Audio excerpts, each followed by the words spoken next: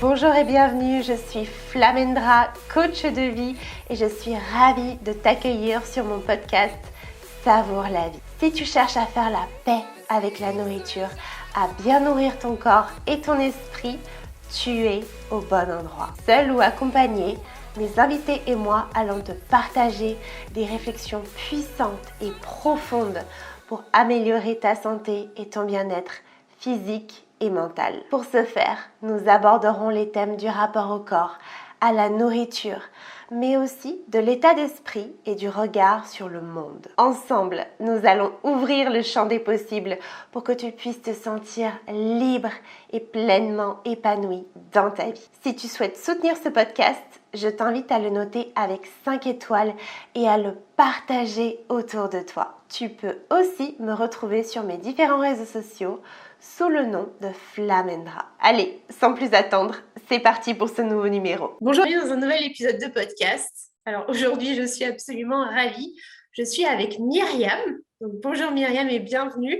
Est-ce que tu pourrais te présenter pour les personnes qui ne te connaîtraient pas? Oui, enchantée. Merci beaucoup Flamendra.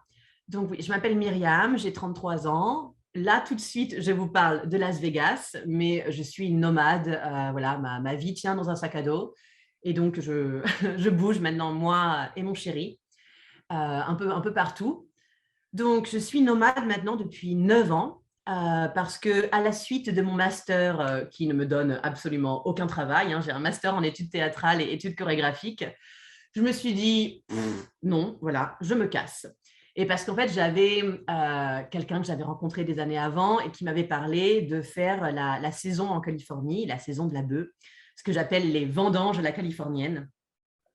Et donc, c'est la façon dont je fais mon argent depuis 9 ans. Je passe en Californie quand c'est la saison. Je travaille très, très, très intensivement pendant 2 mois. Mais bon, voilà, c'est bon délire quand même. C'est l'ambiance des hippies de Californie. Et je fais mes sous pour l'année. Mais maintenant, ça fait donc j'ai commencé un podcast il y a maintenant, ça devait être en février, je crois, ouais. Donc 4-5 mois. Et du coup, en fait, je me suis rendu compte en organisant ma pensée pour mon podcast que j'avais beaucoup d'outils, beaucoup d'expérience évidemment, mais vraiment en fait que je pouvais réussir à synthétiser ce que j'ai appris au long de ces voyages, ce que j'ai appris au long de ces années d'introspection et que je pouvais en faire du matériel pour aider les gens. Donc en ce moment, je suis en train de commencer mon activité de coach. Et donc, moi, ce que j'aime bien dire, c'est reconnecter au corps pour arrêter de se prendre la tête. Voilà, c'est mon résumé. Voilà, non, mais vraiment, c'est un peu ça. C'est-à-dire que quand on reconnecte aux sensations du corps, c'est beaucoup plus simple de ne pas se laisser embarquer par les spirales mentales, en fait, aussi simplement que ça. Le corps sait. C'est juste qu'on ne l'écoute pas parce qu'on est dans une société qui donne tout le pouvoir au mental et qui valorise le fait de savoir contrôler, programmer, analyser et tout ça. Sauf que le mental est très influençable, en fait. Il y a l'ego. Et donc, le mental, il peut te donner des informations et tu es sûr que c'est ce qu'il faut, c'est ce qui est bon, je le sais, mais ce n'est pas forcément ce qui est bon pour ton âme, pour plus que juste ton petit ego qui est tellement limité en vrai. Donc, voilà, mon coaching à moi, c'est reconnecter au corps et hacker le mental parce que c'est vraiment dur. En fait, il y a ce côté où tu ne peux pas hacker le mental avec la raison. Voilà, ils marchent ensemble. Donc, pour hacker le mental, tu es obligé de passer par des pratiques qui te sortent un peu de ton côté raisonné, analytique et conscient. D'où les arts. Moi, les arts, ça a été ma porte de sortie. Oui, porte de sortie ou porte d'entrée, en tout cas une porte pour aller me connecter à une version de moi plus juste. Les gens parlent souvent de la meilleure version de soi-même. Moi, le mieux du mieux, j'ai un peu du mal, donc j'aime bien juste, la plus juste, la version de moi la plus juste. Donc la danse a été d'abord un premier média artistique. Moi, c'était le grand fil rouge de ma vie. Je pense que heureusement que depuis toute petite, j'ai voulu danser. Dans mes voyages, par exemple, je dansais beaucoup, beaucoup avec les artistes de rue. Moi, dès que je rencontre des musiciens de rue, j'écoute, si ça me plaît, hop, je jette mes chaussures et je commence à danser, tu vois, et je prends l'espace et juste, j'improvise complètement. Et je sais que ça, par exemple, En fait, je faisais de la danse intuitive sans le savoir. En fait, dès que je trouvais l'occasion, je me lançais et j'étais juste en pleine danse intuitive, en plein travail émotionnel, sans le savoir. Parce que c'était une époque où je ne savais pas du tout, en fait, je ne vivais pas mes émotions à cette époque, je ne le savais pas encore, mais j'avais l'impression que je savais ce que c'est d'être en colère, d'être triste, mais je ne savais pas du tout. Je vivais mes émotions d'une façon tellement superficielle. Même l'amour, en fait, je ne savais pas vraiment ce que c'est que de pleurer de joie, de pleurer d'amour, de pleurer de beauté. Ça, c'était, voilà. Donc la danse, je me rends compte à quel point la danse était un des médias qui me permettait de vivre les émotions, que je ne me laissais pas vivre. Et surtout est venue l'écriture aussi. Donc en 2010, quand je pars pour les États-Unis pour la première fois, j'allais être jeune fille au pair, c'était une année entre ma licence et mon master, je crée mon avatar, Solarose.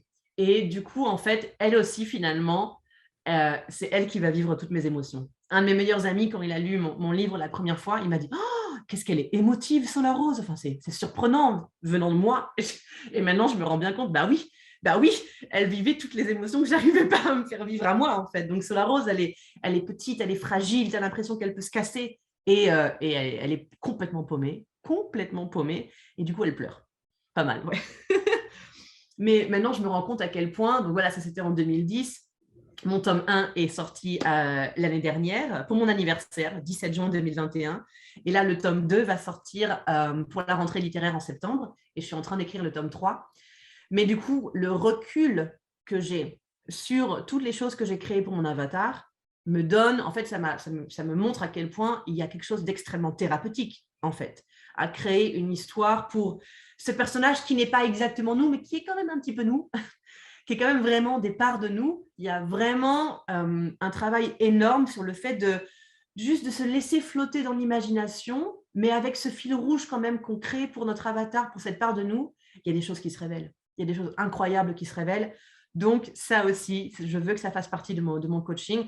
J'ai d'ailleurs déjà commencé à organiser des ateliers d'écriture. Donc, c'est des ateliers qui se font sur Zoom où voilà, j'aide les gens à créer leur avatar et à se laisser porter et à aller voir où leur avatar les mène. Et c'est super fort. Je suis déjà très contente des retours que j'ai eus là-dessus.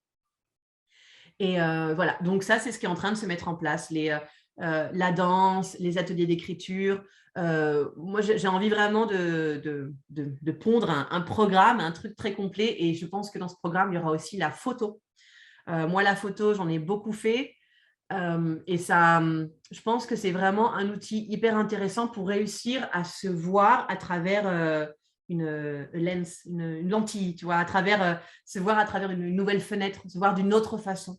Parce qu'on peut tous et toutes apparaître de façon artistique. Une pose, un éclairage, tu vois, un style, quelque chose. Enfin, la photo, ça peut vraiment permettre de se reconnecter à la beauté qu'on porte tous et toutes. Ça donne un sens à ma vie. Maintenant, je sais, je vais en faire quelque chose qui puisse aider les gens. Je vais synthétiser tout ce que j'ai pu apprendre pour aider les gens à aller vers écouter son corps.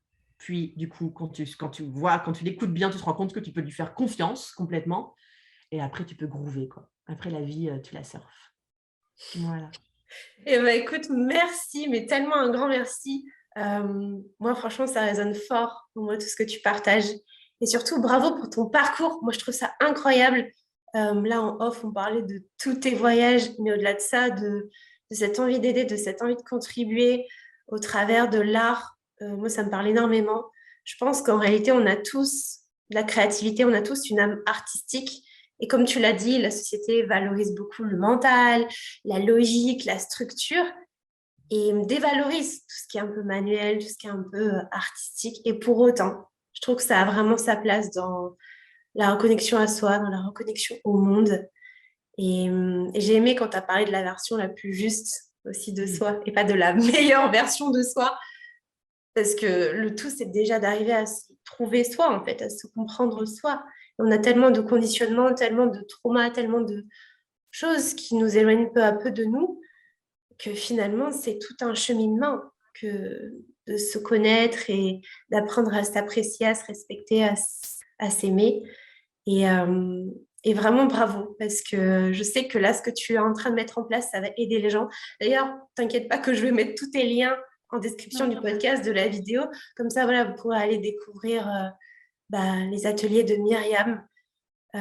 Voilà, moi, ça me parle énormément. C'est des outils aussi que, tu vois, quand tu parlais de la danse intuitive, j'étais pareil. C'est-à-dire que j'ai toujours énormément dansé. Genre, je mettais la musique à fond je me souviens, chez mon père plus jeune, et je ne pouvais pas m'empêcher de danser.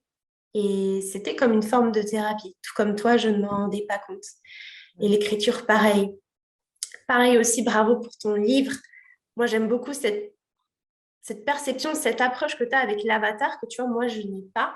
Moi, comme je te disais en off, je fais plus les héros d'enfance, la version aussi de toi, ouais, version héroïque, on va dire.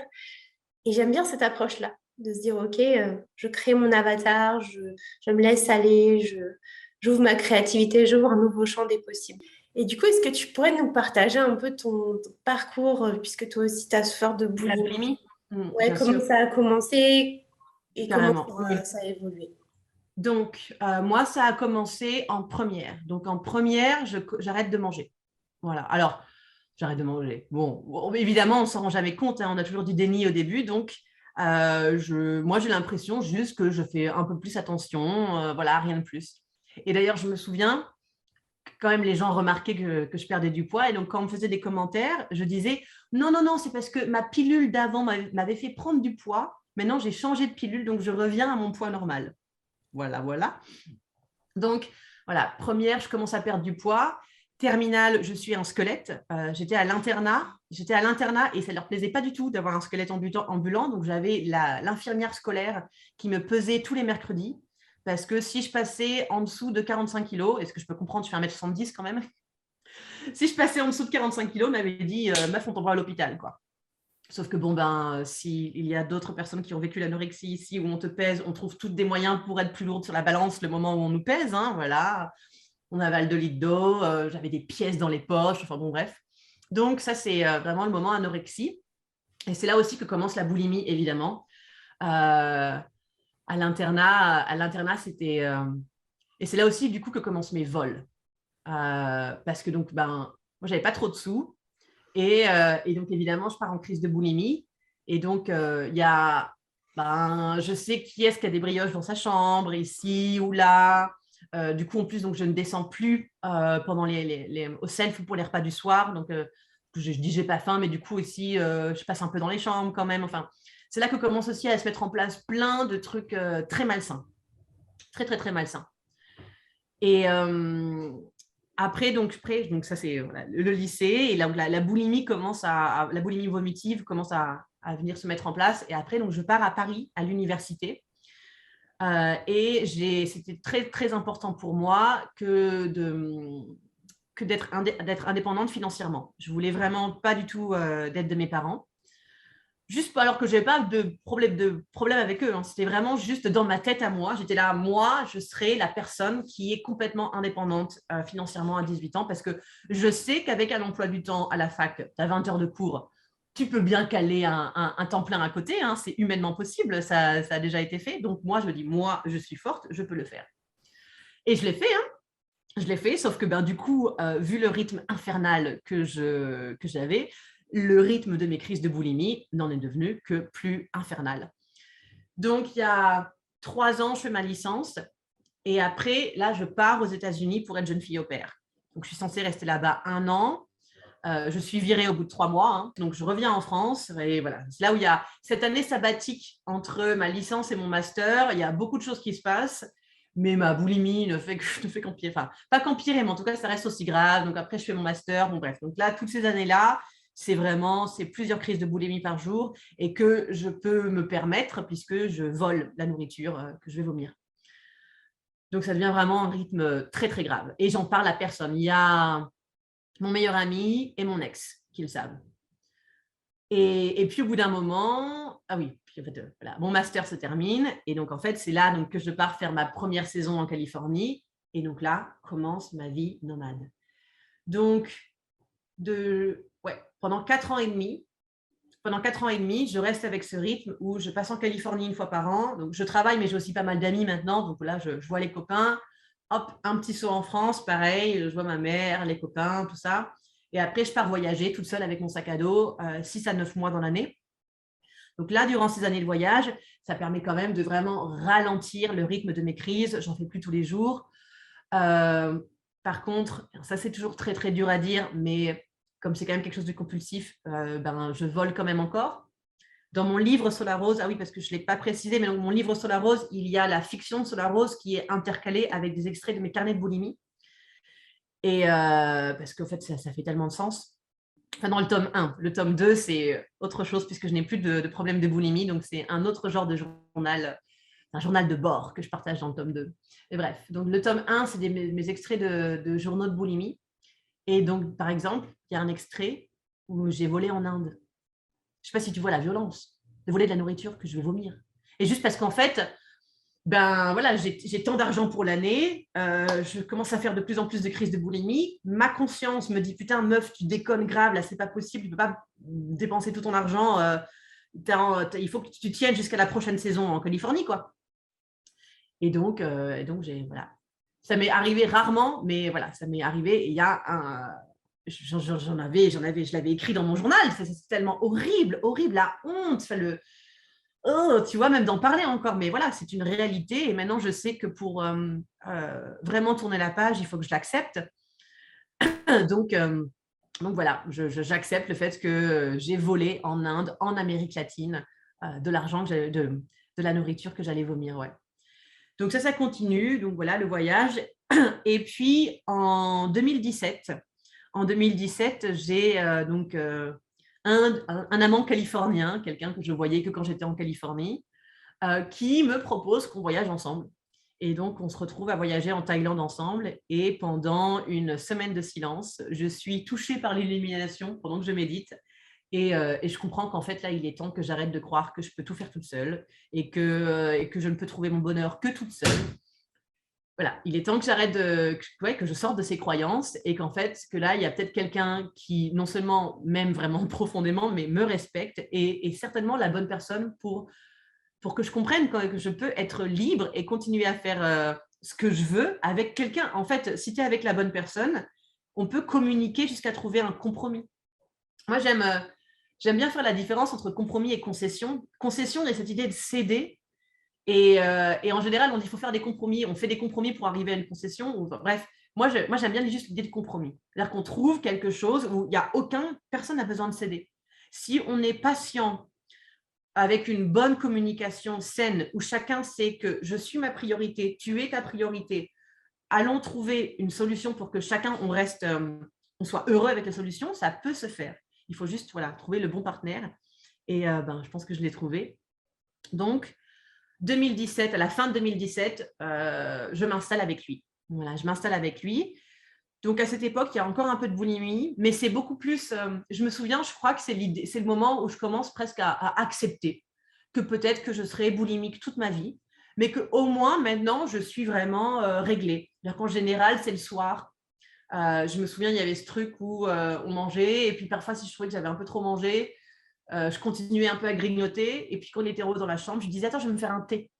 Et je descendais, je faisais bouillir de l'eau, je vomissais, je remontais. C'était carré. Je lui disais de temps en temps quand je faisais des crises de boulimie, parce que normalement, c'était le deal. C'était le deal. On s'était dit, quand je fais des crises de boulimie, je lui en parle. J'essayais de lui en parler à chaque fois. Je ne lui en parlais pas à chaque fois. Mais quand même, et ça a vraiment été une vraie étape aussi.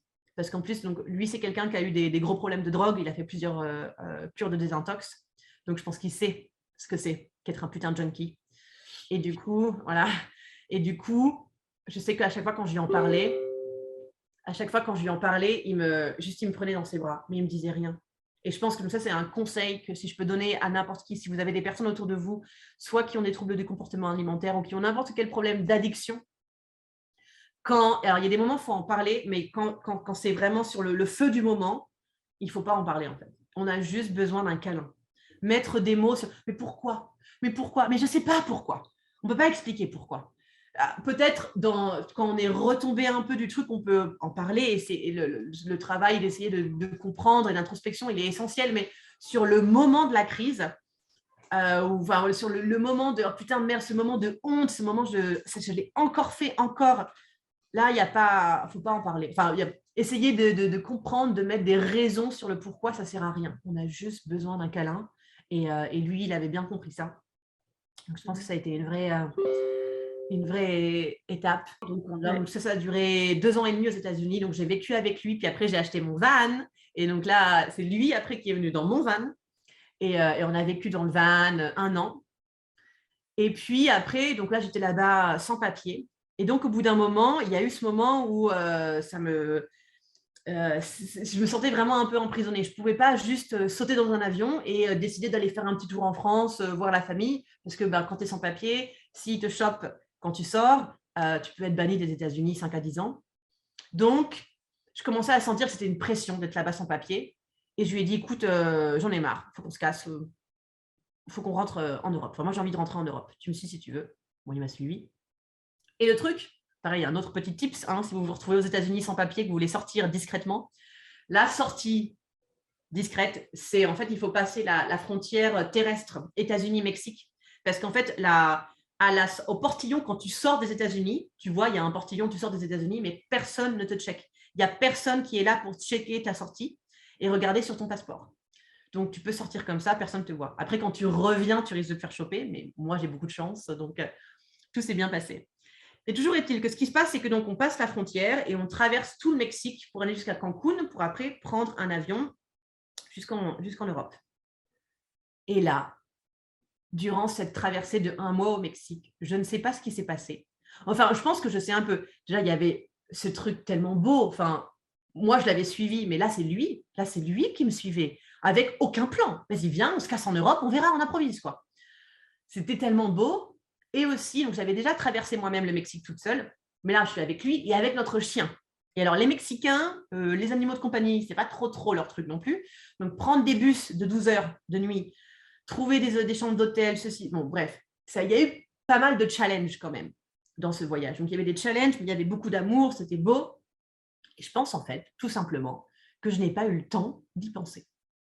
J'ai pas eu le temps d'y penser, j'ai pas eu le temps d'être sur mon nombril et ce truc obsessionnel, parce que ce qui s'est passé, c'est qu'à la fin du voyage au Mexique, donc on est en train de prendre les billets d'avion, on va arriver à Madrid et puis on va prendre le train pour aller chez ma mère. Et donc évidemment, je pense à chez ma mère, je pense aux crises de boulimie. Je veux dire, je n'ai connu cette maison qu'avec des crises de boulimie, puisqu'elle s'est installée là quand j'avais déjà des problèmes de boulimie. Donc voilà, je me dis, ah oui, je vais encore faire des pâtes à 3 heures du matin et les vomir. Enfin. Et sauf que pendant que je suis en train de penser à ça, à ce qui va sûrement se passer, enfin, ce que j'imagine, ce que je projette de ma boulimie chez ma mère, je clique quand même. Je me dis, mais attends, c'est quand la dernière fois que j'ai vomi? Et là, je réalise. Et je me dis, mais attends, mais c'est quand la dernière fois que j'y ai pensé? Et je l'ai su. Je l'ai su. J'ai fait, c'est fini. C'était incroyable. Et je savais que ça pouvait se passer comme ça parce que j'en avais déjà parlé avec une copine qui avait été boulimique aussi. Et elle m'avait dit ça. Elle m'avait dit, c'est sorti de ma vie un peu trop, je ne sais pas trop comment. Et moi, à l'époque, j'étais là, mais comment est-ce qu'un truc aussi obsessionnel peut sortir de ta vie sans que tu saches, quoi, tu vois? Ben voilà, je l'ai vécu. C'était vraiment ça. Parce qu'effectivement, je me souviens, une de mes dernières crises de boulimie, c'était juste avant qu'on passe la frontière. On était à San Diego, chez son oncle, et on avait beaucoup mangé. Et voilà, et c'était ma dernière. Alors, pour être tout à fait honnête, en fait, en vrai, sur l'année qui a suivi, il y a dû avoir peut-être 5-6 crises, vraiment. Mais je me suis pas flagellée. Je savais que ça pouvait être juste comme plutôt un écho. Je savais que ça allait pas du tout me faire replonger. Je savais que c'était presque genre la fin de la fin, quoi, tu vois. Parce que oui, là, vraiment, du coup, ça fait plus d'1 an. Ça fait plus 1 an et demi, vraiment, la dernière de dernière. Mais voilà, pour moi, je sais que je suis sortie de la boulimie. Ça, à ce moment-là, je l'ai su. Je l'ai su, c'était fini, quoi. Merci de partager tout ça. Donc, tu as eu ce moment finalement où tu l'as réalisé. Il y a eu quand même tout un parcours auparavant. Et j'ai bien aimé aussi quand tu as parlé du fait de voler des aliments. C'est vrai que c'est un truc dont on parle peu. Et c'est un truc aussi dont j'ai jamais parlé. Et je veux aussi en parler un peu de moi parce que ça m'est arrivé aussi. Ah oui, hein. Et je trouve qu'on n'en parle pas, en fait, de ça. Et pour autant, tu vois, moi, je respectais beaucoup les règles. Et ça, c'était waouh, quoi. Quand je me suis mise à voler des aliments, là, je me suis dit quand même, comme toi, hein, tu vois, tu t'as honte, tu tombes bas. On est des êtres aussi très, très extrêmes. J'ai bien aimé aussi quand tu as parlé de compromis et de concessions. Ouais, c'est vrai que c'est important, je trouve. En tout cas, dans une relation, je pense que au départ, t'es pas prêt aussi. T'es pas prête peut-être à te remettre avec quelqu'un. C'est ce que tu disais aussi. Il y a cet ego, il y a cette espèce de façade que tu te fais. T'as l'impression que finalement, tu peux faire tout toute seule. Et je pense qu'il y a ce côté-là. Et il y a aussi ce côté, c'est paradoxal, mais ce côté, en fait, moi, personne ne peut m'aimer pour qui je suis. C'est un peu paradoxal. Et finalement, tu te rends compte que si, et que ça peut être un soutien en or. Cette personne, bah là, elle t'a accompagné, elle t'a aidé à grandir, elle t'a ouvert un nouveau champ des possibles. Enfin, c'est juste magnifique. Oui. Donc, Moi, c'est pour ça que je pense que je sais pas si, sans la semaine de silence, je pense que ça m'aurait pris beaucoup, beaucoup, beaucoup plus de temps de me rendre compte que ce mec était vraiment quelqu'un de bien pour moi et qu'il fallait que je le suive. Il m'aide à aller dans des directions où je n'aurais pas forcément pensé. Parce que, alors, je précise, j'avais fait cette semaine de silence toute seule, quand moi j'avais voyagé toute seule en Thaïlande en 2014. Donc, 3 ans plus tard, ce coup-ci, donc je suis de retour en Thaïlande avec lui. Et c'est lui qui m'avait dit, écoute, moi j'ai envie de voyager en Thaïlande et j'adorerais que tu viennes avec moi. Ça, j'avais aimé. C'est-à-dire que ce n'était pas lui qui me suivait, c'était pas lui qui partait voyager et qui attend que je lui dise est-ce que tu veux que je vienne voyager avec toi. Moi, c'est ce que j'aurais fait. Moi, c'est mon genre. J'aurais fait je pars en Thaïlande. Et tu vois, non, lui, il est beaucoup plus humble. Il n'a pas ce gros ego. Il m'a dit je pars en Thaïlande, j'adorerais que tu viennes avec moi. Et j'avais rien prévu pour l'hiver. Donc, je fais OK, allez. Et donc, je suis partie. Et c'est là, pareil, en Thaïlande, il m'a dit écoute, la semaine de silence que tu avais fait, ça tente de la refaire parce qu'il a vu d'autres amis, donc ça s'appelle un. C'était pas dans un centre Vipassana, mais c'est pareil, c'est la même chose. Et donc, lui, il avait plusieurs amis, évidemment, en Californie, qui avaient fait la retraite de silence dans les centres Vipassana. Donc, il en avait entendu parler et ça l'intéressait. Et du coup, j'ai dit, bah, allez, si, oui, pourquoi pas. Moi, j'avais bien aimé. Le monastère, il est sur Koh Phangan en plus, donc c'est une île de fiesta. C'est trop marrant parce que toutes les plages, c'est que la fiesta, mais au milieu de la jungle, tu as ce monastère et qui organise des retraites de silence une fois par mois depuis 30 ans. Hein, depuis 30 ans. Sur donation. Voilà, bah, c'est vraiment cool. Donc, c'est moi qui l'ai fait la première fois parce que ça allait avec mon voyage. Tu vois, j'avais fait Inde, Thaïlande, tout ça. Mais quand on y est retourné, c'était vraiment lui qui avait envie de le faire. Et ouais, c'était fou. Mais c'est ce que je te disais en off juste avant. C'est-à-dire que vraiment, je pense que quand tu le fais la première fois, c'est vraiment dur. Ton ego, il n'est pas content du tout. Ton mental, il n'est pas content du tout que tu ne lui apportes aucune distraction. Parce que tu n'es pas censé ni avoir de musique, ni téléphone évidemment, mais même tu n'es pas censé lire. Tu peux écrire, mais tu n'es même pas censé lire. Parce que lire, déjà, tu essayes de t'échapper, hein, n'est-ce pas? Donc la première fois, c'est très dur, mais du coup, quand on l'a refait ensemble, je pense que comme je connaissais déjà ces pièges de l'ego, j'étais trop bien dès le premier jour. Dès le premier jour. Et vraiment, la façon dont cette idée m'a. Enfin, quand je rentre dans ce monastère, je suis persuadée que moi, je finirai ma vie célibataire, que j'aurai toute ma vie des amants que je croise ici ou là quand je veux, et que voilà, et que c'est comme ça. Et que vraiment, je ne peux pas imaginer ma vie différemment, parce que pour moi, à cette époque-là, partager ma vie, ça voulait dire diviser. Hein, tu partages, tu divises, donc je vais en perdre quelque part. Et ce que j'ai réalisé depuis, mais c'est que partager sa vie, c'est une multiplication en fait. C'est pas du tout une division. tu multiplies les possibles, tu multiplies les envies, les possibles quoi. Mais ça, je ne pouvais pas le comprendre. J'étais un peu binaire hein, à l'époque. Ah bah ça, le truc binaire, ouais, ça revient énormément. Et c'est ça, c'est un peu perdre ta liberté. C'est comme si, ok, mais si je m'engage, en fait, si je perds une partie de ma liberté, je peux plus faire tout ce que je veux, je vais être sous la contrainte, je peux plus contrôler comme j'ai envie. Et j'aime bien quand tu dis finalement c'est une multiplication. Et je pense que ouais, quand on est dans ce schéma-là, au tout départ, on est persuadé que seul, c'est mieux parce qu'on est aux commandes, parce qu'on fait comme on veut, parce qu'on a la maîtrise entière. Parce que forcément, quelqu'un d'autre ne peut pas le maîtriser à 100%. Donc ça peut faire peur, entre guillemets, alors qu'en réalité, mais ça t'ouvre un champ des possibles. Et la différence, moi, je trouve ça magnifique, en fait, quand je rencontre des gens qui ont des parcours complètement différents, comme par exemple le tien. Moi, je suis fascinée. J'adore, en fait. Ça élève et ça te... Ouais, en fait, ça te divise pas, au contraire. Mais effectivement, je comprends totalement la vision que tu as et je pense que ça doit sûrement parler à pas mal de personnes. Et non, en fait, c'est ensemble, on va plus loin, on va plus vite Ouais, aussi. Enfin, complètement. Et tu vois, et regarde, même donc, je me suis installée chez lui, donc il habitait à Las Vegas. Donc voilà, c'est un joueur de poker professionnel. Donc je rencontre un milieu avec beaucoup d'argent. D'ailleurs, je m'installe chez lui, il vit avec un coloc. Donc il y a une piscine, un jacuzzi, un écran géant, enfin 4 chambres alors qu'ils sont que 2 dans la maison. Enfin bon, bref, je débarque dans un monde. Enfin, moi, je viens de passer 4 ans où parfois une douche chaude, c'est un luxe, quoi, tu vois. ouais, le contraste de fou là. Absolument. Mais donc, je vis avec lui comme ça pendant 7 mois. Puis après, au bout d'un moment, j'en ai marre et donc j'achète mon van. Mon van, je l'ai acheté 800 balles. C'était un Dodge de 85, ok. Donc vraiment, c'était pas le luxe. Et là, c'est lui qui m'a suivi.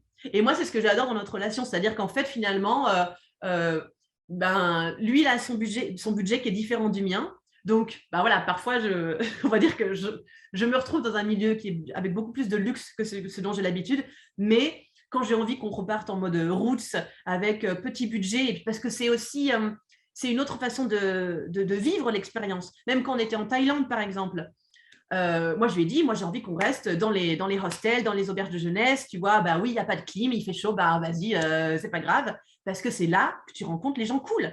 Que si tu vas dans un hôtel avec la clim et ce que tu veux, c'est pas le même genre d'ambiance, quoi. Et ça, je suis contente qu'il l'intègre complètement. Que même s'il a l'argent, pour le plaisir de l'expérience roots, il peut complètement me suivre, moi, dans mes délires, en mode, vas-y, viens, on vit dans un van très petit, hein, vraiment. Donc c'est cool, voilà. Moi, c'est vraiment, oui, ouais, je pense que pour lui comme pour moi, nos possibles se sont ouverts de ouf depuis qu'on est ensemble, c'est sûr. À fond, je pense que c'est ça, hein, vraiment, quand il y a une forme de fluidité, je trouve, dans votre relation qui est vraiment très intéressante. Et c'est marrant parce que ça contraste aussi beaucoup avec un peu la rigidité des TCA, hein. Vraiment, c'est très je contrôle, machin. Et je trouve que c'est beau quand je t'entends parler de c'est allez, on va là, oui, je te suis. Enfin, c'est vraiment fluide. Et peut-être que ça a aussi contribué, tu vois, à te faire un peu lâcher prise quand tu disais. Finalement, je me rendais plus compte, j'étais complètement en train de faire autre chose. Il y avait cette forme de fluidité, de reconnexion à la fluidité de la vie, finalement, pour te déconnecter de cette rigidité de oh là là, qu'est-ce que je mange, machin. Et c'est beau. Et j'aime bien aussi quand tu as dit, tu avais déjà fait la Vipassana et tu l'as refait. Finalement, c'est toujours ça, hein. Quand on fait une chose une fois, on le vit, mais quand on le refait une deuxième fois, on le vit différemment.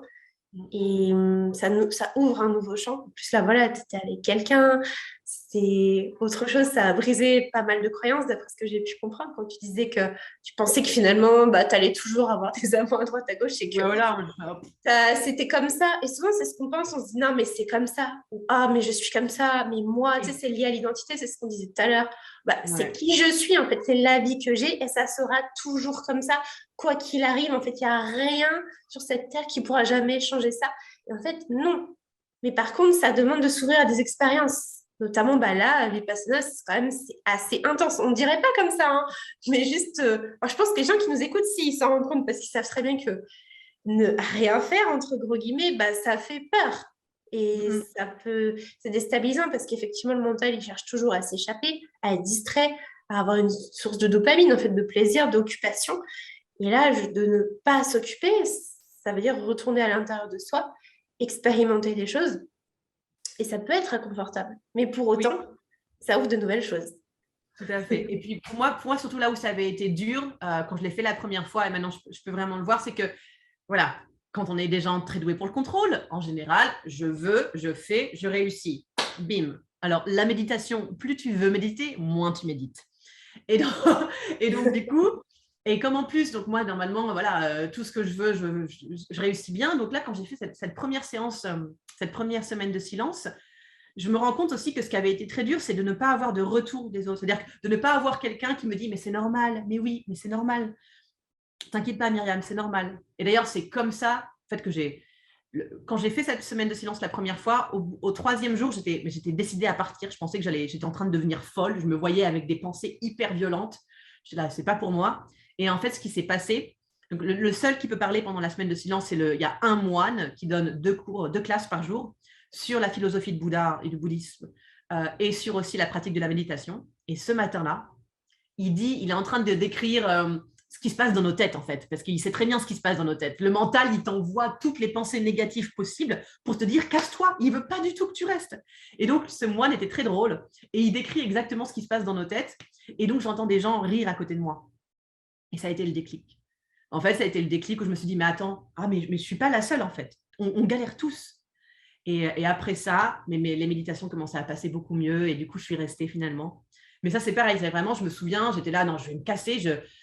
Moi qui me contrôlais si bien, moi qui étais si bien en contrôle de mes émotions, c'est dans ce monastère, la première fois que je l'ai fait, où j'ai senti la montée de la violence. J'étais assise et j'étais vraiment à un quart de cheveux de me lever et de hurler, et de hurler. Je voulais taper dans tout, quoi.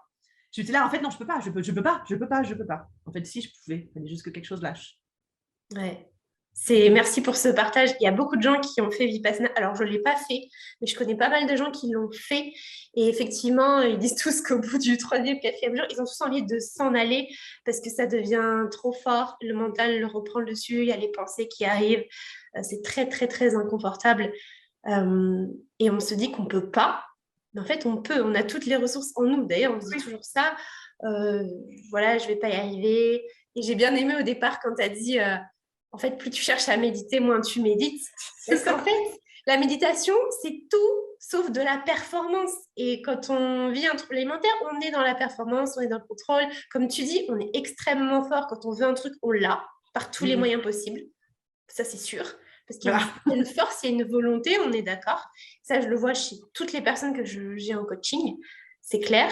Mais au-delà de ça, c'est important de se dire que tout ne s'acquiert pas grâce à ça, en fait, qu'il y a une autre part de la vie qui est beaucoup plus profonde, beaucoup plus intense et à laquelle on accède sans avoir cette mentalité de performance. On n'est pas là pour dire que vouloir performer, c'est mauvais, ou c'est bien ou c'est mauvais, moi, je ne suis pas là pour ça.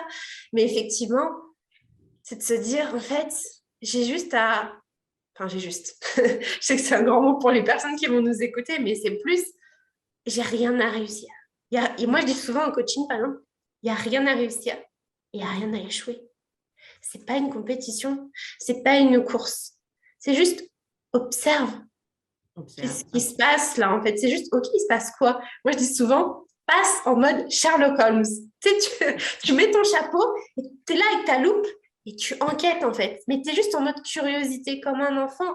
Quand tu es enfant, en fait, tu es vraiment curieux, tu sais. Mais il n'y a pas ce côté de jugement ou de performance à tout prix. C'est plus, ah ok, je suis curieux, je me demande qu'est-ce qui se passe. Ah tiens, j'ai mal là. Voilà, et ça s'arrête là en fait. Et après, quand on grandit, bon, bah, il y a tout un tas de conditionnements, il y a tout un tas de normes qui viennent se rajouter et qui nous dénaturent. Mais ouais, juste revenir à l'observation, à la contemplation. Ouais. Et... Moi, ce que je dis souvent, c'est de devenir le directeur. Au lieu d'être l'acteur de ta vie, hop, tu sors, tu t'assois sur le siège du réalisateur et tu regardes la scène au lieu d'être celui qui est en train de la vivre, quoi. Ouais, c'est ça, comme dans une salle de cinéma, finalement, tu as le film qui déroule, et puis toi, tu observes un petit peu ce qui se passe, quoi. C'est comme si tu observais un film et tu te dis, tiens, c'est intéressant, là, cette scène, qu'est-ce qu'elle me raconte finalement sur moi, sur la vie, comment ça fait écho. Donc, ouais, je suis totalement d'accord avec toi. Et j'ai bien aimé aussi, je reviens à ce que tu as dit plus en avant quand tu disais, quand on fait une crise de boulimie, en fait, on ne demande pas forcément de solution, mais plus juste du soutien, juste voilà, quelqu'un qui est là, en fait, plus de la compréhension. C'est ça. Et ça, je trouve ça puissant. Ouais, de l'amour, parce qu'en fait, là, on a juste besoin d'amour. Moi, je me souviens quand il me prenait dans ses bras, je me disais, en fait, regarde, même avec ma boulimie, il m'aime quand même. Oui. C'est ça, en fait, c'est se dire, en fait, regarde, même avec tous mes travers, il m'aime quand même. Donc, ça permet, nous, dans notre tête, de se dire, OK, c'est peut-être pas si grave. Bien sûr que c'est grave, mais tu vois, on se crée nos propres dramas et c'est pour ça, après, que du coup, ça devient une obsession si intense et si difficile de s'en sortir.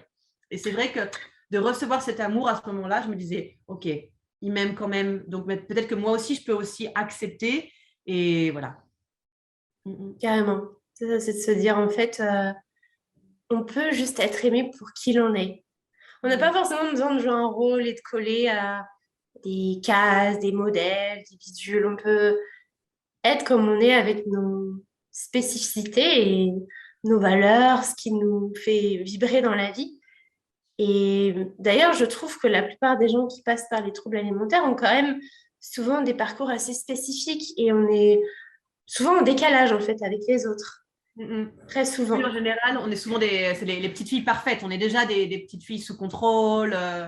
Ouais, ouais, moi, je me souviens d'ailleurs, quand j'avais commencé à lire des livres par rapport à l'anorexie, la boulimie, ça m'avait presque emmerdée. J'étais là, oh merde, mais en fait, je suis le profil type, quoi. Tu vois, je pensais que j'étais un peu spéciale. Non, non, non, non, je suis bien le bon profil type de la nana qui va avoir des problèmes de troubles du comportement alimentaire. Ouais, ouais, c'est ça. Hein, parce que moi, j'étais complètement ça. Hein. La petite fille parfaite, il n'y avait jamais rien à me dire. Ouais, c'est L'école, ça, c'était c'est bien. le syndrome de la bonne élève aussi dont je parle assez souvent. Et c'est ça, le perfectionnisme, sois sage, sois parfaite, tais-toi aussi. Ça, c'est un petit peu voilà, des injonctions qui reviennent très souvent. Et c'est ouais, c'est des schémas, des profils types en fait. Donc voilà, après, ça peut, on peut se rendre compte que oui, on rentre là-dedans, mais que c'est pas nous en fait. On peut se délivrer de tout ça. Et du coup, je me questionnais, est-ce que toi, je sais pas, il y a d'autres choses qui t'ont aidé? Donc, tu nous as parlé de tes voyages quand même, qui, même si ça n'a pas guéri totalement ta boulimie, tu nous as quand même partagé que ça avait contribué à te faire explorer de nouvelles choses. Oui, oui, Et puis, oui. cette rencontre Vipassana, est-ce qu'il y aurait d'autres choses que tu vois qui vraiment a contribué aussi à ça? Non, alors, non, je pense que vraiment juste le temps. Le temps, parce que voilà, je précise aussi, donc, durant tous ces voyages, je n'ai pas de téléphone. Donc, vraiment, les heures et les heures dans les trains, dans les bus, c'est des temps d'introspection. Même, tu vois, par exemple, moi, je suis quelqu'un, donc j'avais pas non plus de MP3. Donc, tous ces voyages, j'écoute pas du tout de musique. Et je me souviens quand je rencontre d'autres voyageurs, ils sont un peu surpris. Tu n'écoutes pas de musique, mais waouh, c'est quand même des heures et des heures toute seule. Qu'est-ce que tu fais? Et je suis là, ben non, je pense en silence. Et tu vois, là, ici, en ce moment, je suis beaucoup toute seule aussi toutes les journées. Et je me rends compte, en fait, seulement à la fin de la journée, ah, je suis là, putain, j'ai même pas mis de musique, tu vois, j'y pense pas. J'ai vraiment l'habitude d'être dans ma tête en silence maintenant. Ce qui, je pense, a été vraiment ouais, ce qui est bon et ce que j'étais complètement incapable avant. Mais avant d'imaginer que j'allais passer des jours et des jours toute seule dans une maison, mais j'aurais balisé, je savais, en tout cas, voilà, ma situation à l'époque, c'était je savais que si je reste toute seule dans une maison avec de la nourriture, je vais faire une crise de boulimie. Enfin, c'était, si on me laisse toute seule dans une maison, il ne faut pas qu'il y ait de nourriture, quoi, tu vois, sinon... Donc ouais, ouais, ça c'est vraiment le fait d'avoir fait ces voyages sans téléphone, voilà, moi, c'est quand même un truc important. Et c'est vrai aussi que, donc, je crois que je n'ai pas encore précisé ici, mais donc, durant ces voyages, la deuxième année, quand je suis en Amérique latine, je commence à faire du stop et je deviens une accro du stop. Et je pense que le stop, effectivement, ça a été une école d'écouter mon corps d'une autre façon que quand tu le travailles quand tu essayes de te guérir de la boulimie. C'est-à-dire que là, c'était pas tellement écouter mon corps pour savoir est-ce que j'ai faim, est-ce que j'ai pas faim, de quel genre d'aliment j'ai envie, mais juste écouter mon corps pour savoir, OK, là, par exemple, je suis à cette station essence, il y a des gens partout. Je vais demander à cette personne là-bas. Et parfois, la personne, elle allait exactement où je devais aller. Enfin, j'ai eu des coups de peau. Donc, j'ai fait plus de 47 000 km en stop maintenant. Que l'Amérique latine, rien que l'Amérique latine, j'en ai fait 20 000. Donc, quand j'ai fini le voyage en Amérique latine, je me dis, waouh, j'ai fait la moitié du tour de la Terre en stop en un voyage. J'étais là, t'es sûr, je ferai le tour de la Terre. Je vais passer les 40 000. Et je les ai passés, maintenant j'en suis à 47 000.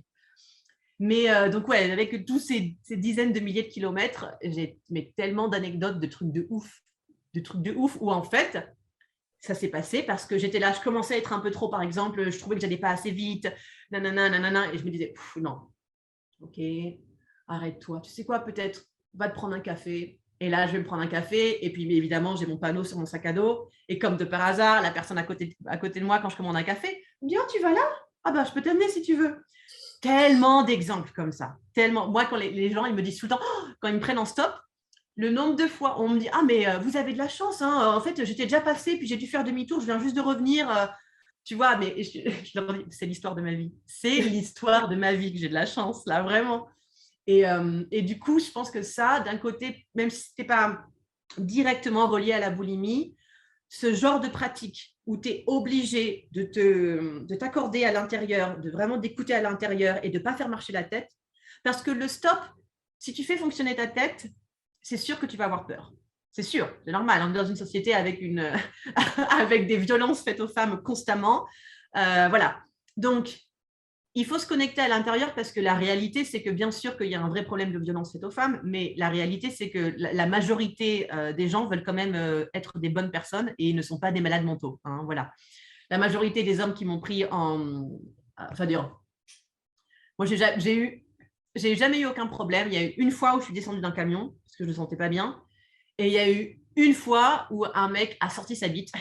Je lui ai hurlé dessus et du coup, il a rangé. En fait, je pense qu'il a dû me prendre pour une prostituée, je pense. Je ne sais pas trop. Mais bref. Mais donc, du coup, ça veut dire que sur des centaines de bonhommes qui m'ont pris en stop, parce qu'en plus, Amérique latine ou Maroc, c'est quand même essentiellement des hommes qui voyagent, enfin, qui conduisent. Hein, donc, c'est que des hommes qui me prennent qui me donnent des rides, qui me prennent en stop. Bah, j'ai jamais eu aucun problème, quoi. À part ces deux petits trucs. Et moi, j'ai senti plein de fois qu'ils me prenaient parce qu'ils ont des filles, ils ont des sœurs, ils ont des femmes dans leur entourage et qui pensent à elles et qui se disent putain, moi, si c'était ma sœur, là, j'aimerais bien la dépanner, quoi. Donc, moi, le stop, ça m'a appris à faire ça aussi, à sortir du mental pour aller plus vers l'instinct et à faire confiance. Vraiment, vraiment, vraiment confiance à mon instinct. Et le plus tu pratiques, le plus c'est facile après de s'accorder à ça et de vraiment de sortir du mental. Moi, mes derniers voyages en stop, ça m'est presque ridicule tellement c'était facile en fait, parce que vraiment maintenant c'est hop, je switch, je me mets dans un état en fait, je me projette déjà dans le plaisir et la joie et l'amour de cette personne qui va me donner un ride, qui va m'aider et nos échanges, je suis sûre qu'on va avoir des super échanges. Moi, je suis une pipelette, hein, donc le stop, c'était fait pour moi. C'était fait pour moi, tu vois.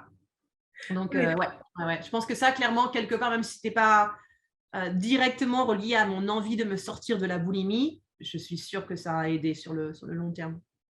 C'est certain, c'est sûr. Là, ce que tu parles par rapport à l'intuition, se reconnecter à ton intériorité finalement et sortir du mental, bien sûr que c'est sûr que ça t'a aidé. Et c'était même, j'ai envie de dire, adapté à qui tu es en fait. Ce que tu dis là, je suis une pipelette. En fait, c'était carrément adapté à toi. Tu vois, moi par exemple, j'ai pas du tout ce parcours-là. J'en ai eu un autre, mais qui était adapté à moi. Et d'autres personnes auront d'autres parcours différents parce que c'est adapté à eux. Mais effectivement, là, ce qui est top dans ton histoire, c'est que en fait, tu t'es mis dans une situation où tu n'avais pas le choix. C'était vraiment, OK, bah là, de toute façon, il faut que j'y aille, en fait. Et quand tu disais que tu as de la chance, moi, je pense que c'est plus une sorte de synchronicité, finalement. Tu étais tellement connecté à ton intuition que ça répondait, en fait, l'univers. Bon, moi, j'appelle ça l'univers, on appelle ça comme on veut. Répondait à ta demande. Parce que voilà, tu étais dans cette énergie. Quand tu dis, je me connectais à la joie, à l'amour de rencontrer cette personne, bah, la plupart des gens, ils seraient dans la peur parce que, voilà, comme tu dis, dans la société, c'est très... Enfin, le message qui est répandu, c'est bah, les femmes, attention, viol, attention ceci, attention cela, attention. Donc, peur, message de peur. Donc là, c'est le mental qui va prendre le relais et qui va dire, ouh là là, tu vas pas parler à ci, tu vas pas sortir de ton coin, en fait. Et toi, tu es allé dans une autre dimension complètement différente, avec une approche différente. Et je trouve que c'est beau ce que tu partages quand tu dis, voilà, c'était des hommes, mais en fait, bah, c'est comme s'ils voyaient leur sœur, ils dépannaient les gens. Et ça ouvre tellement un champ des possibles. Moi, je trouve que ce message, il devrait être beaucoup plus diffusé parce que c'est souvent, oui, tu vas être violé, tu vas être machin, c'est sûr qu'il va t'arriver un truc, tu traverses la route, mais ça y est, c'est fini pour toi. Tu sais, c'est vraiment chaotique. Et je pense comme toi, je pense vraiment qu'au fond, on est tous bons. Oui. L'humain, pour moi, il est bon de base. En fait, ça n'existe pas, les gens méchants. Quand quelqu'un agit entre guillemets méchamment, pour lui, il n'agit pas méchamment. C'est-à-dire qu'il a un comportement qui peut nous paraître déplacé ou méchant, mais en fait, c'est pas son intention première, on va dire. On est tous bons, selon moi. Je te laisse réagir à ça. Ah oui, ben, du coup, c'est vrai que ça me fait rebondir sur quelque chose d'autre peut-être qui a pu m'aider. Donc moi, j'ai une maman très hippie qui, d'ailleurs, elle-même a voyagé en stop toute seule. Donc, c'était les années 70, c'était une autre époque, peut-être. Mais quand même, moi, j'ai grandi en l'écoutant raconter ces histoires de stop jusqu'au Maroc. Voilà, Elle a vécu dans les communautés hippies en France et en Allemagne. Donc, j'ai grandi quand même avec cette idée que ce n'était pas extraordinaire pour une femme de partir voyager toute seule. Donc ça, je le précise, c'est quand même une vraie aide. Voilà, ça faisait partie de mes possibles. Je savais que c'était faisable. Et aussi, du coup, ma mère, elle a sa bibliothèque entière. C'est des livres de développement personnel. Développement personnel vraiment orienté spiritualité quand même. C'est vraiment quelqu'un de très, très spirituel. Elle médite toute la journée. Voilà. Donc, c'est un monde sur lequel j'ai été très critique, évidemment, comme tout adolescent. Mais je me rends compte à quel point ça m'a influencé quand même. Par exemple, tu vois, ma mère, le cadeau, elle nous offrait à nos 13 ans, moi, mes frères, l'alchimiste. L'alchimiste, bon, c'est mignon, hein. Sauf que ce qu'elle n'a pas compris, c'est qu'à 13 ans, tout ce qui vient de tes parents, c'est de la merde. Donc, mes frères et moi, on est là, l'alchimiste, c'est niais, putain, encore un truc de bisounours de maman, tu vois. Mais quand je l'ai relu des années plus tard, je me dis, waouh, mais il y a quand même beaucoup de ma philosophie de vie là-dedans. Enfin, ça m'a vraiment fait écho. Et donc, je me rends compte à quel point, même si j'avais un regard très critique sur voilà, ce côté, oui, pour ma mère, c'est vraiment ça, c'est-à-dire vraiment, le pardon est quelque chose d'essentiel. Tous les humains méritent le pardon. On peut tous faire des erreurs. Tu vois, quand je me suis installée à Paris, j'habitais à Barbès. Et donc, ma mère, donc je travaillais dans un restaurant, donc je rentrais très tard le soir avec les derniers métros, voire en bus de nuit. Donc, tu vois, Barbès, c'est quand même un peu chaud. Et ma mère, elle m'a dit, Myriam, fais attention. Tu sais, il y a des gens qui sont vraiment dans des situations difficiles là-bas. Donc, juste fais attention. Elle ne m'a pas dit, il y a des connards qui vont te violer ou ce que tu veux. Tu vois, elle m'a dit, il y a des gens qui sont dans une grande souffrance. C'est ça, voilà. Il y a des gens qui sont dans une grande souffrance. Donc, fais attention. Et ça, c'est la mentalité avec laquelle j'ai été éduquée et je le vois. Je vois à quel point ça m'a aidée et je la remercie. C'est quelqu'un de très important maintenant dans ma vie. Ça a mis du temps, mais je me rends compte de la chance que j'ai eue de l'avoir elle. Hein. Ouais, c'est le pouvoir des mots, en fait. Là, tu vois, c'est intéressant quand elle parle de personnes en souffrance. C'est ça, en fait. Souvent, quand tu as des actions qui peuvent paraître méchantes ou déplacées, il y a une souffrance qui se cache derrière. Une profonde souffrance qui est souvent pas comprise, d'ailleurs. Et j'adore quand tu partages le fait que, bah voilà, elle t'a offert l'alchimiste, qu'à cette époque, tu trouvais ça, tu te dis qu'est-ce que c'est que ce cadeau? Et en fait, tu réalises que ça t'a impacté parce que oui, et même quand tu dis qu'elle méditait, tout, en fait, toute sa philosophie de vie, qui elle était, a pu aussi résonner en toi. Tu as eu cette approche par rapport au stop aussi que d'autres personnes n'auraient peut-être pas eu. Donc ouais, c'est clair que ça t'a aidé. Et c'est beau finalement. Ouais. Et pour finir, peut-être qu'on pourrait revenir, tu sais, sur... au début, tu parlais de l'ego, de ce côté un peu... j'arrive à tout faire toute seule, je suis plus forte que tout le monde, on va dire. Et ça, voilà, ça fait écho avec aussi un peu mon parcours et celui des personnes que je peux accompagner. Qu'est-ce qui finalement t'a fait réaliser que t'a fait changer un peu cette croyance et qu'est-ce qui t'a fait un peu baisser les armes, si je puis dire, à ce niveau-là? Ouais. Alors, là, le premier truc qui me vient en tête, c'est le film Police. Voilà, je ne sais pas si vous l'avez vu. Et donc, dans ce film Police, il y a une des actrices, je pense que c'est Marina Foïs, bref, une des actrices blondes qui a des problèmes de boulimie. Et ce qui se passe à la dernière scène du film, la dernière truc du film, donc ils sont tous ensemble là, et je crois elle a une promotion. Elle a une promotion, elle est promeut à un certain grade au-dessus. Et là, tu vois qu'il y a un truc qui se passe dans sa tête. Elle ouvre la fenêtre et elle saute. Et je me suis dit, c'est ce qui va se passer pour moi. Je me suis dit, si je continue à être dans ce contrôle, mais bien sûr que tout va bien, et bien sûr que moi, je suis toujours avec l'énergie pour 30, j'ai toujours le sourire et tout. Je vais sauter par la fenêtre un jour. Quelqu'un m'a donné une image il y a des années et je trouve qu'elle est très parlante. Les gens, on a différentes sortes de personnalités, tu vois.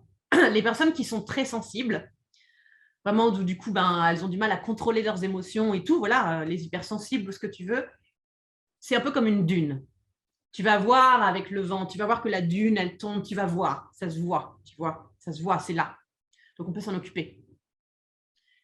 Les personnes qui sont plutôt comme moi, et je pense comme beaucoup de gens qui ont des troubles du comportement alimentaire, mais aussi comme beaucoup d'hommes d'ailleurs, qui eux ne sont pas forcément victimes des troubles du comportement alimentaire, mais ils ont d'autres genres de pathologies mentales. Hein. Donc ces personnes-là, qui sont si bien dans le contrôle, on est plus comme un mur avec des lézardes à la base. C'est-à-dire que tu regardes le mur, il tient. Tu regardes le mur, il tient, il tient, il tient. Et un jour, comme ça, le mur, il tombe d'un coup, sec, net. Il n'y a pas d'entre-deux, quoi. Et je l'ai senti. Le jour où j'ai vu cette scène du film, je me suis dit, c'est ce qui va se passer. Un jour, je vais péter un plomb, quoi. Donc, ça a été une certaine prise de conscience. Je me suis dit, si je ne fais pas quelque chose maintenant, je vais crever. C'est sûr. Du coup, donc voilà, je pense qu'il y a eu le voyage a été quelque chose comme ça parce que je pense que je savais quand même, il y avait une part de moi où accepter d'un coup d'un seul de passer de cette nana super forte, super charismatique, super tout va bien tout le temps à la vulnérabilité, en fait je vais pas bien, en fait je suis complètement malade. Je pense que je savais que d'un côté peut-être que j'étais pas capable de l'assumer directement devant mon entourage parce que voilà, je m'accrochais à cette définition de moi-même. Du coup, je pense que c'est pour ça que je suis partie voyager un peu aussi parce qu'au moins en voyage, je pouvais peut-être essayer d'intégrer cette nouvelle moi et cette vulnérabilité. C'est pour ça que je pense que le voyage n'est pas forcément une solution pour tout le monde, mais en tout cas, quand on veut changer, ça me semble évident qu'il nous faut quand même un truc qui permet de sortir de notre environnement, de notre quotidien. Parce que c'est même pas la faute des autres, hein, c'est nous-mêmes. On a cette image qu'on a l'habitude de donner aux autres, à nos amis, et on s'y accroche. En tout cas, moi, c'est vraiment la personnalité que j'avais, et je peux reconnaître ça chez pas mal de gens. Et surtout, voilà, de nouveau, chez les gens où tu as l'impression que ça va toujours bien. Et moi, c'est un peu aussi ce que j'ai envie de faire avec mon coaching. Et du coup, mon public, c'est pas que les femmes, parce que je peux voir à quel point les hommes aussi s'accrochent à des définitions d'eux-mêmes, s'accrochent à une image qui leur paraît bien, qui leur paraît forte. En plus, eux, ils n'ont pas de cycle hormonal, donc c'est un peu plus facile de contrôler les émotions que quand on est une nana. Moi, ça a été une révélation aussi, quand j'ai commencé à avoir des règles de nouveau. Maintenant, je sais ce que c'est que les sautes d'humeur. Moi qui n'avais pas de règles depuis des années, je suis là, ah waouh, c'est ça, avoir un cycle hormonal. Voilà. Donc, vous, messieurs, vous n'avez pas ça, mais quand même, vous avez des émotions. Et du coup, je pense que c'est vraiment important d'arriver à casser cette idée que être connecté à ses émotions, c'est être faible. C'est pas vrai du tout. D'ailleurs, quand tu es connecté à tes émotions, c'est comme ça que tu peux être d'autant plus efficace de façon juste dans ta vie. Pas efficace en mode efficace capitaliste, quoi. En mode, là, OK, il y a un problème. Ou là, OK, par exemple, il y a cette émotion qui vient. Si tu es bien connecté à l'émotion et que tu connais bien, justement, est-ce que c'est de la colère, est-ce que c'est de la tristesse, est-ce que c'est de la frustration, si tu connais bien tes émotions, tu trouves la ressource directe. Alors que quand on passe notre temps à repousser des émotions, genre non, je n'en veux pas, je ne veux pas ça, on fait que répéter des choses dont on a l'habitude et qui nous paraissent bien, hein, peut-être, mais c'est pas ça, ça ne va pas nous amener la vraie solution juste dont on a besoin. Et du coup, moi, c'est vraiment quelque chose que j'ai envie de transmettre, c'est que j'étais capable de tout, je pouvais tout faire, mais je n'aimais pas la personne que j'étais. Donc, avoir la confiance en soi, si elle n'est pas saine, ça peut amener à ce qu'on appelle un complexe de supériorité. Et de là, c'est très dangereux. C'est très dangereux parce qu'on commence à croire qu'on a vraiment, on peut recevoir aucune aide de personne puisqu'on est les plus forts. On sait, enfin, il y a vraiment ce truc où moi, je comprends mieux, moi, je sais mieux, moi, je peux tout gérer mieux. Du coup, je ne reçois d'aide de personne. Même, non seulement je n'en demande pas, mais même si on me l'offre, je ne veux pas le recevoir parce que ça va contre l'idée que j'ai de moi-même. Et ça, c'est hyper dangereux. C'est hyper dangereux. C'est comme ça que du mur bien stable, on tombe. Ouais. Voilà. Ouais, moi, c'est vraiment ce que j'essaie, parce que j'espère apporter avec mon coaching, c'est parce que je l'ai vécu. Je l'ai vécu. J'ai été cette personne qui se nourrit de l'admiration des autres. Les gens me regardaient et ils voyaient une superwoman. Et je le sais bien. Et j'adorais ça. Et c'est pour ça que je partais en crise de boulimie dès que j'étais toute seule. Parce que quand j'avais plus les autres pour me donner leur amour, pour me donner leur admiration, face à moi-même, il y avait un grand vide. Oui, ça, tout sur l'extérieur, en fait, hein, comme tu dis. Et c'était une confiance en soi, finalement, qui était construite de par l'extérieur, mais qui n'étaient pas solides à l'intérieur. Et donc, il suffisait d'un petit, de pousser ce mur, finalement, comme tu décrivais, avec des petits trous, quoi. Et hop, ça y est, ça s'effondrait de l'intérieur. Ouais. C'est tellement puissant ce que tu partages. Et merci, parce que je pense que ça fera écho et ça peut énormément aider les gens, parce que je pense que quand on n'a pas conscience des émotions, on ne se rend pas compte. On se dit que c'est normal et que tout le monde fait ça. Moi, j'étais comme ça. Hein. Je me disais, mais tout le monde fait comme ça. Mais de toute façon, moi, les émotions, c'était hop, je la prenais et je la mettais sous le tapis, tu sais. Ouais, sauf qu'au bout d'un moment, tout le tapis, c'est marrant. Ça fait une espèce de. Tu parlais de dune, ça fait une espèce de hop. Et là, tu te casses la gueule, en fait, sur ton tapis. Tu te pètes la tronche le jour où il y a trop d'émotions en dessous. Parce que ton corps, il garde en mémoire. Et ça, de toute façon, pour moi, on est au Moyen-Âge. C'est-à-dire qu'on ne sait rien sur le corps humain, sur le cerveau, sur la vie. En fait, on découvre là, c'est vraiment les prémices du truc. Et nous, on se dit, mais on sait tout. Le mental, il pense qu'il sait tout. Ah, mais moi, je sais tout. Mais moi, j'ai pas besoin. Mais moi. Voilà, il y a beaucoup de moi. Hein. Mais c'est souvent ça. Et c'est OK. Moi, je dis ça là avec bienveillance. Un peu pareil. Moi, je dis pas, voilà, comme je te disais en off, la femme la plus charismatique. Mais pour autant, j'arrivais à contrôler le game, quoi. D'une puissance assez incroyable. Et quand on est là-dedans, en fait, c'est important de comprendre que c'est pas sain, c'est pas ça en fait, prendre soin de soi, c'est pas ça être connecté à soi. Et, et ouais, c'est comprendre que les émotions, elles ont leur place. Et comme on disait, j'aime bien aussi quand tu parles des hommes, parce qu'effectivement, bon, ils n'ont pas de règles, etc. Et eux, ils sont encore plus, je pense, c'est encore plus dur d'exprimer leur vulnérabilité, c'est encore plus dur de pleurer. Moi, je le vois, par exemple, une fois, je suis allée là à la piscine, il y avait un petit garçon, il se cogne contre un mur. Et le moniteur lui dit, non mais pleure pas, ou je sais pas quoi, c'est un truc de fille. Fais pas ta fillette, ou je sais pas quoi. Et moi, franchement, ça m'a choquée. J'étais outrée, j'avais juste envie j'étais dans l'eau, mais bref, j'avais juste envie d'aller le voir et lui dire, non, en fait, c'est OK, on a le droit de pleurer, on est humain, en fait, on n'est pas des robots. Je crois qu'à un moment donné, c'est important de le comprendre. Et moi, j'ai mis comme toi longtemps à me connecter à mes émotions, à comprendre déjà qu'est-ce que ça voulait dire, à comprendre que c'était naturel et voilà, à les accueillir en fait. Et ça, c'est tellement, tellement puissant. Donc merci pour ton partage. Est-ce que tu aurais un dernier conseil? Je sais pas, un truc vraiment, ça a été une révélation dans ta vie, le premier truc qui te vient que tu as envie de partager aux personnes qui nous écoutent et qui pourraient les aider dans leur cheminement. Yeah. Eh ben, là, le premier truc qui me vient, parce que j'étais en train de penser à quel point maintenant c'est un plaisir d'écouter mon corps pour la nourriture, vraiment de savoir que oui, je peux manger ce que je veux, parce que pour de vrai, ce que je veux, c'est pas des tonnes de glace, des tonnes, c'est juste un peu de ci, un peu de là. Enfin, voilà, quand tu es vraiment en connexion à ton corps, tu peux juste l'écouter, voilà, aussi simplement que ça. Et un truc qui m'a fait tilt. Donc, c'est une étude dont on m'a parlé. Alors, je n'ai pas lu l'article en particulier, mais je pense que c'est vrai. Donc, c'est une étude qui est faite avec des bébés, voilà, donc des bébés sains et des bébés en malnutrition. Et quand tu les mets face à de la nourriture, donc le bébé sain, whatever, tu vois, hop, il va attraper le premier truc et le manger. Les bébés en malnutrition, ils vont faire l'effort d'aller jusqu'aux agrumes pour aller manger ce dont ils ont besoin. C'est naturel, ils le font naturellement. Et quand tu sais ça, quand tu cliques ça, tu es là, mais donc moi aussi, je peux faire ça. On peut retrouver cet état où on écoute juste les besoins du corps et ton corps, il sait. Donc pour la nourriture, hein, là, dans cet exemple-là, mais pour tellement d'autres choses. Pour tellement d'autres choses. Quand tu te lèves tous les matins pour aller à un boulot, quand tu te lèves tous les matins avec la boule dans le ventre pour aller travailler, ton corps, il te parle.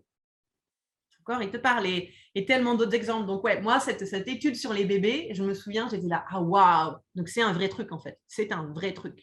Notre corps, c'est. Il y a un beau message de fin, ouais. Notre corps, c'est. C'est pas le mental, en fait. Le mental, il n'est pas useless, inutile. Mais effectivement, c'est le corps qui a les réponses. Et j'aime bien quand tu parles de boule au ventre. C'est différent de se lever, d'avoir la boule au ventre, de ne pas avoir envie, et de se lever et d'être en joie, et de se dire waouh, ça va être une belle journée. Ça n'a rien à voir.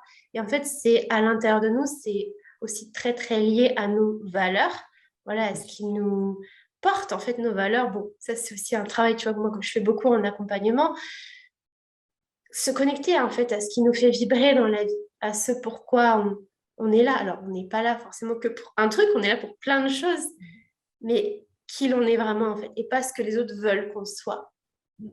Donc, ouais. La sensation d'être exactement où on devrait être, ça aussi, ça se sent. Ça aussi, ça se sent. Et quand tu le conscientises, voilà, c'est ce genre de petit, c'est un autre conseil, ce genre de petits moments dans ta vie où tu sens voilà, là, je suis exactement où je devrais être, je le sens, prends encore plus de temps. Sens-le encore plus longtemps. Garde encore une autre minute ce truc de conscientise-le. C'est ça la sensation quand je suis exactement où je devrais être. Ouais, laisse-le l'infuser. Voilà, l'infuse bien. Exactement, parce que du coup, par la suite, c'est comme ça que tu vas pouvoir plus facilement encore t'orienter pour être là où la vie te veut. J'adore. Mais écoute, merci beaucoup Myriam, franchement. C'était tellement un bel échange. Bien évidemment, je mettrai tous tes liens dans la barre de description du podcast et de la vidéo. Donc, je vous invite vraiment à aller voir le travail de Myriam. Et puis, écoutez, on vous souhaite une très belle journée, soirée en fonction de quand vous nous écoutez. Et puis, moi, je vous dis à très vite dans un prochain épisode du podcast Savoir la vie. Merci Flamendra.